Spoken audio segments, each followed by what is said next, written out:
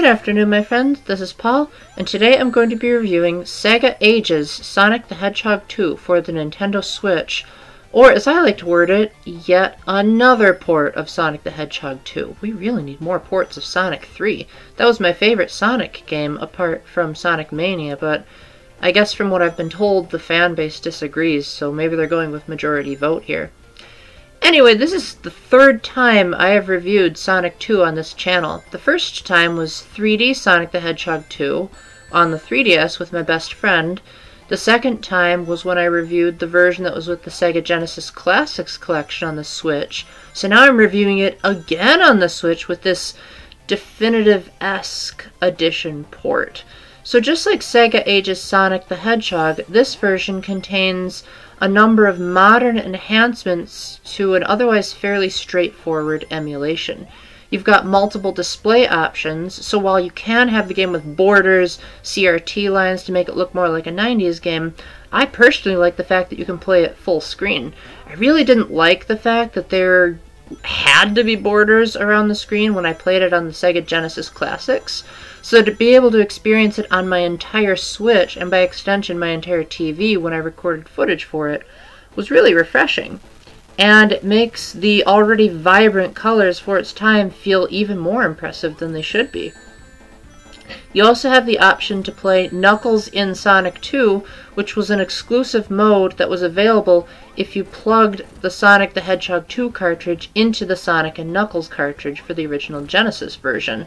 Surprisingly, for as many times as Sonic 2 has been ported, Knuckles in Sonic 2 hasn't had as many opportunities to shine. Basically, it's not too much to write home about. It's basically just Sonic 2, but you're playing as Knuckles instead of Sonic and Tails. This allows you to use his full range of moves from Sonic 3 and Knuckles, but unlike those games, where the level designs would sometimes change to accommodate Knuckles' weaknesses and strengths, this is still Sonic 2, but just with Knuckles added. It was essentially a stab at DLC before DLC was a reality. So as a result, sometimes there are moments where Knuckles just gets stuck and you basically have to commit suicide in order to get past an area that was designed with Sonic's higher jump in mind. To make up for it, Knuckles can glide through the air and he can also climb up walls, with the odd exception of some of the walls on the left in the chemical plant zone. If you thought you could cheese those annoying underwater sections, well, unfortunately you can only sort of cheese them, as long as you stick to the right. So overall, this makes some levels a breeze to get through, but this by no means makes this an easy mode. You still have certain sections where Knuckles' low jumping ability is going to make the game slightly difficult, such as the Aquatic Ruins boss fight. You also have the option, even when you're playing in normal Sonic 2 mode, to play in Ring Keep mode, which was a nice touch in Sega Age's Sonic 1, where instead of losing all of your rings when you get hit, you only lose some of them. And in case you've somehow never played a Sonic game before, as long as you have one ring in your possession, you can keep going if you get hit by an enemy or an obstacle. One of my favorite additions to this package is the ability to play Super Knuckles mode in Knuckles and Sonic 2 after you've completed the main Knuckles and Sonic 2 campaign. Essentially, you start out every act with 50 rings, even if you restart from a checkpoint pull, and then if you press the jump button twice in the air, Knuckles can turn into Super Knuckles. Basically, that just means he's invincible and runs twice as quickly, but it consistently drains your rings. So this is sort of a double-edged sword. On one hand, you can breeze through the levels even quicker than you already could, for folks that wanted the more modern Sonic speed to take place. But on the other hand, this also means that if you run out of rings, then you're gonna die in one hit. So use it wisely. Although I pretty much was able to use it at the start of the zone, not really any problems, and it made the final battle an absolute breeze. A couple of other additions you can find to this port are the ability to do challenge mode, which is where the game insists that you collect 100 rings before you get to the goal, and there's even a ranking system, although whether you can actually take it online or not, I'm not 100% sure about, because I usually don't test online features when I do reviews. I do know that you can create a ring chain, which you can choose whether or not you want it to appear at the bottom of the screen, and then you can upload those ring chains to the server to say, hey, I collected 200 rings in one act. Can you beat that, dude? One thing that I feel was kind of a missed opportunity is that I heard that Sonic Mania was made using a hack of Sonic 2, and some of the assets from that port were pretty incredible from what I saw.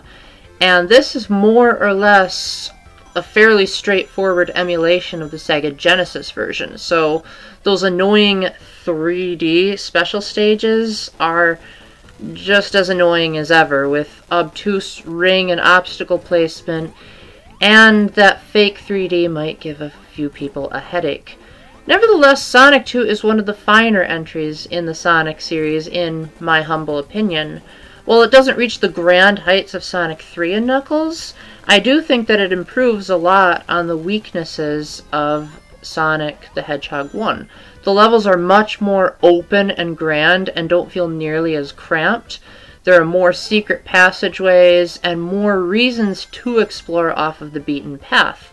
Also, you actually get a reward for 100% completion in the form of Super Sonic, or Super Knuckles in this case. So it gives you an incentive to do the special stages, as annoying as they are, but as much as I hate them, they're not nearly as bad as the ones in Sonic the Hedgehog 1. Also, the music is a significant improvement over the first Sonic, although that's still not really saying much, because with the exception of the first two zones, in my opinion, this soundtrack didn't reach nearly the amazing heights that Sonic 3 did, but it also didn't have as many composers. Overall, I would say that this collection is worth a buy if this is your first time playing Sonic 2, especially if you want to see what it's like playing as Knuckles in this type of environment, since Knuckles in Sonic 2 is relatively hard to find, especially if you're looking at a Nintendo system. However, considering how many versions of Sonic 2 there are across so many platforms, even on Nintendo's scene, this might be worth a pass if you're not interested in the Knuckles DLC, so to speak. The handful of new features definitely help modernize it, but I wouldn't say they revolutionized the game. This is still more or less a virtual console game when there is no virtual console.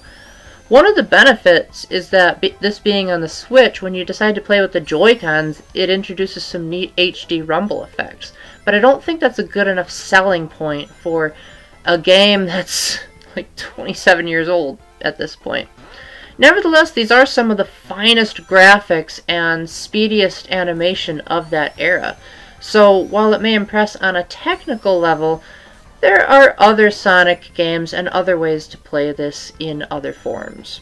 So with that, thank you very much for watching. Oh, I almost forgot, my 2020 scoring system.